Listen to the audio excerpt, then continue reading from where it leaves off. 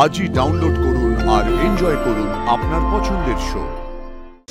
মা, তুই আমায় ক্ষমা করে দিস মা, আমি তোকে কিচ্ছু দিতে পারিনি। তোমার কোনো দোষ নেই বাবা, তোমার কোনো দোষ নেই, আমার দোষ।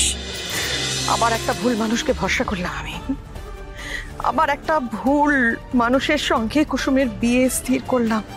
সবটা আমার ভুল। রাতুল এইভাবে এই সময় বিয়েটা ভেঙে দিয়ে চলে গেল, তাও কুসুমের নামে এতগুলো বাজে কথা বলে। এত বড় ভুল আমি করলাম রাজ।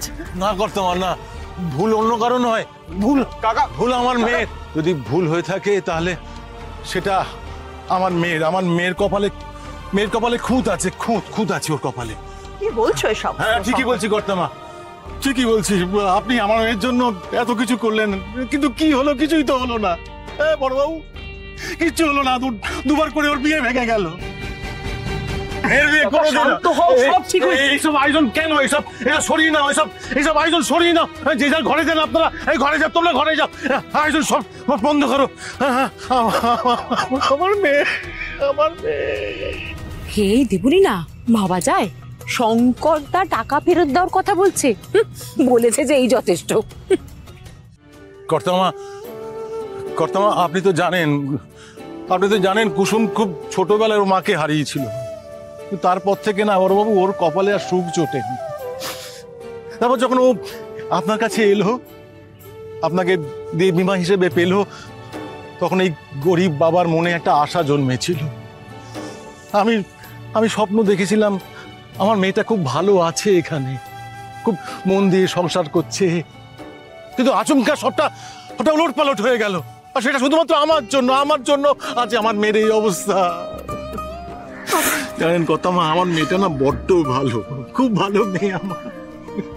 ও যখন গ্রামে থাকতো তো সবটা একা হাতে সামলেছিল। মা, আমি তোকে কোনোদিন কিচ্ছু দিতে পারিনি, শুধু চেয়েছিলাম একটা ভালো ছেলের সঙ্গে ওর বিয়ে হবে, ও খুব ভালো সংসার করবে, ও জীবনটা খুব সুন্দর হবে। মা, তুই আমায় ক্ষমা করে দিস মা, আমি তোকে কিচ্ছু দিতে পারিনি। তোমার কোনো দোষ নেই বাবা, তোমার কোনো দোষ নেই, আমার দোষ। আমার দোষ, তোমার কোনো দোষ নেই। আমার দোষ? আমার বাবা আমার কোনো যোগ্যতাই আমার নেই, কোনো যোগ্যতা নেই আমার।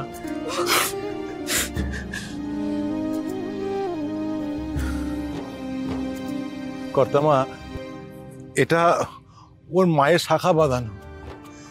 বিয়ের দিন থেকে শ্মশানে যাওয়া দিন অবধি এটা ওর মায়ের হাতেই ছিল। আমি চেয়েছিলাম এটা ওর হাতেই থাকুক, ওই হাতে পড়ুক।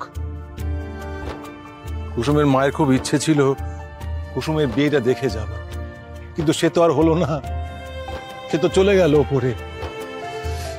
তাই আমি চেয়েছিলাম ওর মায়ের স্মৃতিটা ওর হাতেই থাকুক, ওই পড়ুক এই স্মৃতিটা।